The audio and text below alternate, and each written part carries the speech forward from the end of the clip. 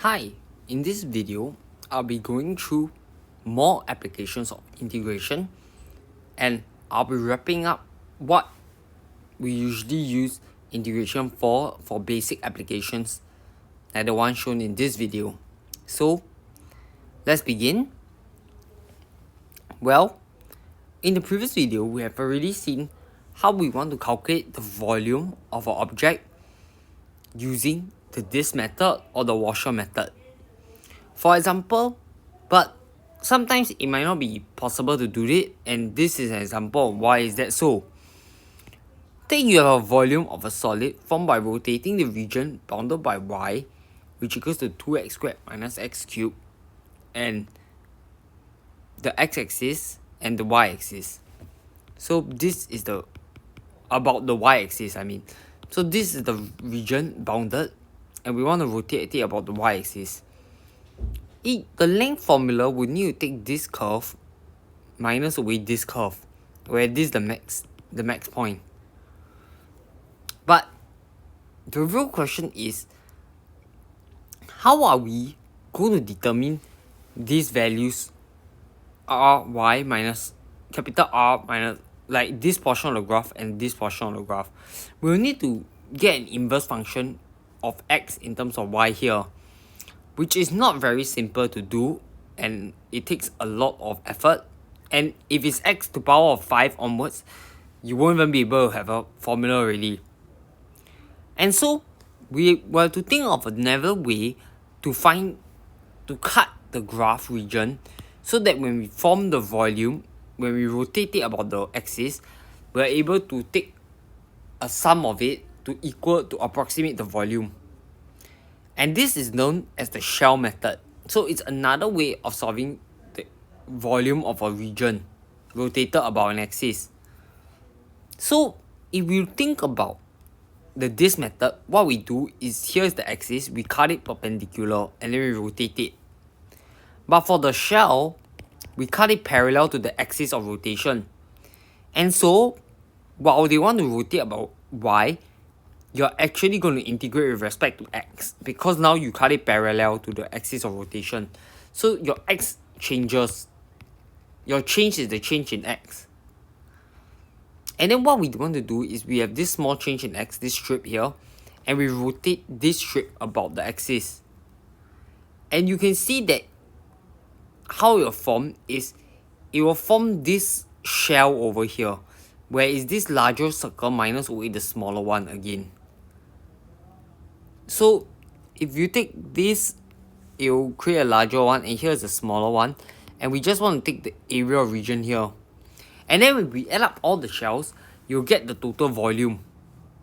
You can read the book, or you can search online, and most of it will have this same explanation intuitively. But if you want to read the formal proof again, you can see it online and to have a better understanding. So we just take the larger volume minus away the smaller, then you multiply by the height. And then you simplify it, and you actually get that the dv over differentiation of v with respect to x is 2 pi x times fx. Which really captures the idea of, say, when you have a cylinder, and then what you want to do to calculate the surface area is like 2 pi r. So this is the circumference times h. And then you're basically adding all these surface areas up, and then you're getting the volume in this case. Something like that, but that's just a very intuitive understanding to remember the formula easier. So the volume will just be integrating with respect to x from a to b of 2 pi x fx when you rotate it about the y-axis.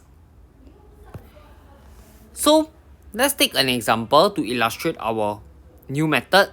So we go back to the example that we weren't able to use the disk and washer method, and now we use the shell method to help us.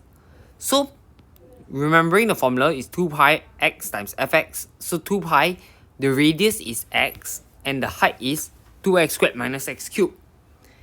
And so we just integrate this formula, which is a polynomial, which means it's easy to solve, and you get 16 over 5 pi. And if we want to rotate about the x-axis now, then it's integrating with respect to y, because as I've said, now in this case you'll be chopping parallel to the x-axis and increasing it. So the change is in change in y. So that's why you integrate with respect to y. And so the area of each of these cylinders is 2 pi y times 1 minus y squared. So why is it 1 minus y squared?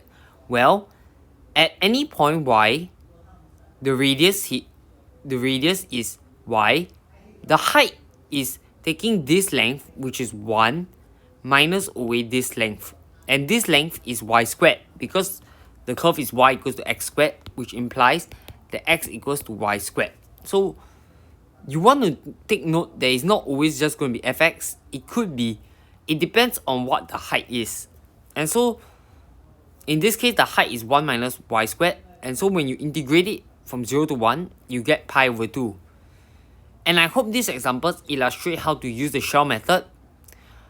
Do practice more to familiarize yourself with this method, and it's very useful when calculating volumes. Another application that is commonly used is the arc length. Of course, you can use a multivariable calculus approach to integrate for arc length, but this course is for single variable calculus, and so we will omit that. Instead, we'll use a different type of formula to reach our end goal. So for example, you have a curve now. You have a curve and you want to know what is the length from this point A to point B. Well, you can approximate the one point to another point with a straight line for a close enough point if you think about it. So for example, this curve, you can approximate with this line, you can approximate this and this. And so as the partition becomes smaller, then this line will be approximately equal to the curvature length. And so we can approximate this graph with the polygonal path. And so each of these length is actually, say for this, the change in the length here is actually the change in x squared plus the change in y squared, the whole thing square root by the Pythagoras theorem. And so you can divide by square root change in x and take a square root, and you get this formula. And so dl dx is the limit as the change in x goes to 0, and so it equals to square root 1 plus dy dx squared. And so when you want to calculate the arc length, it's just integrating this from a to b of this formula from the definition. And in this case now, because you're integrating this dy dx, and we want this whole thing to still be a continuous function, we'll require this derivative to be continuous. And that's what it means to capture the idea when people say that a function is smooth, that is continuously differentiable, or in this case we just need its derivative to be continuous. While this is an integration with respect to x, you can see that this is the same curve whether you're integrating with respect to y arc length or integrating with respect to x arc length. So it's actually equal to c to d of dx dy squared plus 1 quoting square root dy when you want to integrate with respect to y, and they'll be equal in this case. It's not always the case, like if you have area and you have a curve this way, then, or maybe I'll draw a simpler one. You got y equals to x squared.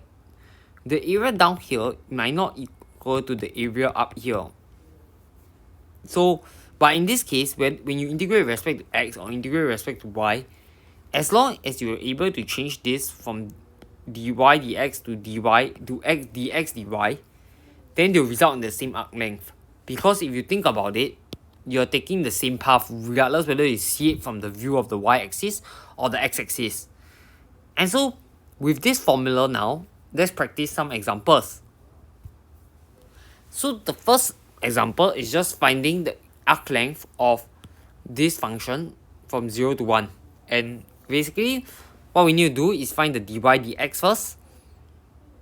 And is this 2 square root 2 times x to the power of half. Then we find the length formula, which is square root 1 plus 8x. And so the arc length is adding all of them up, which is the integral from 0 to 1 dx. And then you can easily integrate it, which because this is a power function again.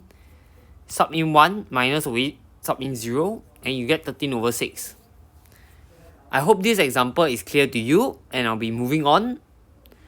So, like I've said earlier, that we can do it in terms of y as well, and the question is why we want to do so.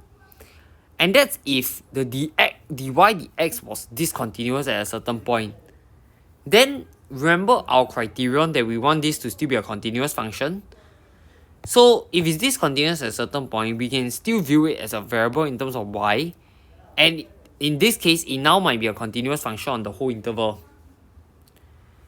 And as such, we can do so, and we can integrate now with respect to y, and just applying the formula we get the arc length. So applying the formula is relatively simple once you are able to determine what to sub in for the formula. So practicing more will help you remember the formula better, and with that, I'll leave it to you. We'll move on to the last application that we want to talk about, which is the surface area of revolution. So we have done volume, we have done length, now we want to do about surface area. So we know that the surface area of a sphere is 4 pi, and we know that the sphere is just a rotation of the graph square root 1 minus x squared about the x-axis.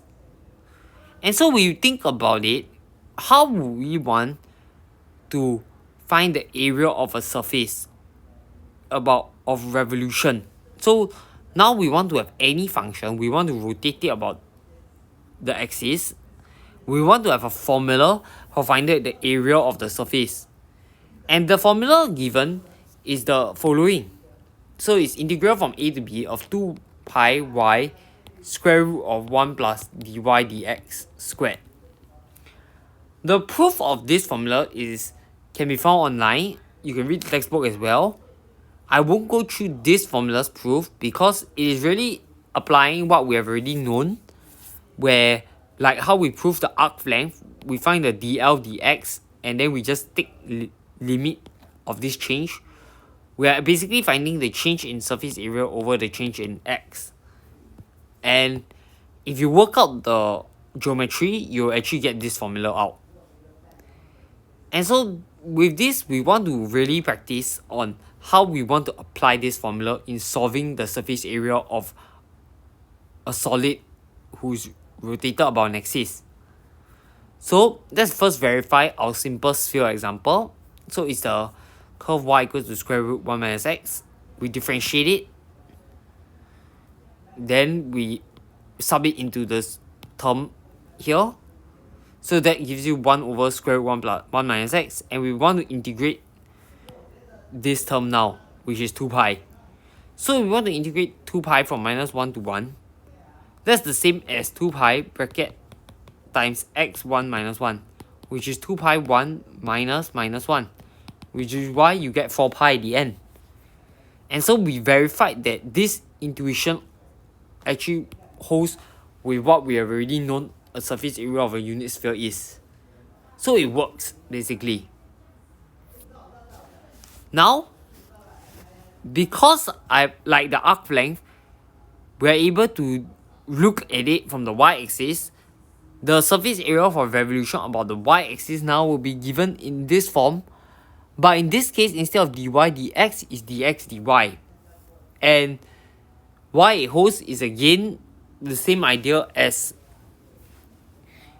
if you were to do it in the x-axis. So how you remember it is like it's 2 pi r h again, but in this case your h is like a slant length. So remember the 2 pi rl formula for the surface area of a cone is something like that. So in this case, we now check with a cone, so it's easy to remember. we know that the surface area of cone formula is 2 pi r, pi rl, and so we sub it in, we get pi squared times square root 2. And if we were to use this equation over here, we just need to find the dx dy, and we calculate the surface area, which is again the same we see. And so you see that the results equal to each other, and that is what we really want. So when you're rotating about the y-axis, take note that now your radius is x and your length is in terms of y. And for the other case, when you're rotating about the x-axis, for example here, your radius is x, and so if your radius is y, and so it's 2 pi y, then you square root, this is your arc length. So let's take another look at another example to better make ourselves sure. So in this case, y equals to x squared and is rotated about the y-axis. So since it's rotated by y-axis, we need to find the dx dy, which is 1 over square root 1 over 2 square root y. We sub it into to find the slant length, which is now square root 1 plus 1 over 4y. And then we just integrate this function over here, which we see can be easily solved to be pi over 6 times 5 times square root 5 minus 1. So really, this is the end of how we want to apply integration. And just a brief recap is that we can use integration to find the area, the volume, the arc length, or the surface area of revolution. And there's actually many more applications of integration, such as calculating work done, or calculating the center of mass, or you can calculate maybe like a probability function or anything. And really, it comes down to the idea that you're taking a limit of a sum, and really, if you're able to express your question in terms of a summation where you need to take an infinitesimal limit, then you'll be able to use integration to help you solve your problem. In the next video, I'll be going through the last part of calculus, where I'll touch base with certain more real life examples of what we really use calculus for, where we apply both our differentiation and integration to help us now. So I'll catch you in the last video in the next series, and I'll see you again. Thank you for listening, and please like, share, and subscribe.